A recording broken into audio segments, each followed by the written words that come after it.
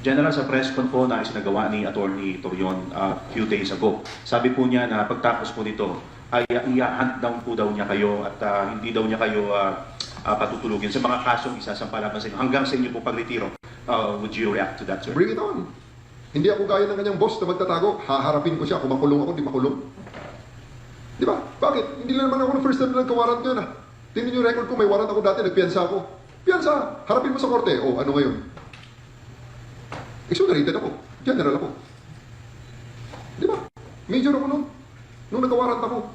Hanggang ngayon nga, hindi ko pa nakukuha yung, naalala ko na naman, yung piyansa ko. Dapat bawiin ko yun.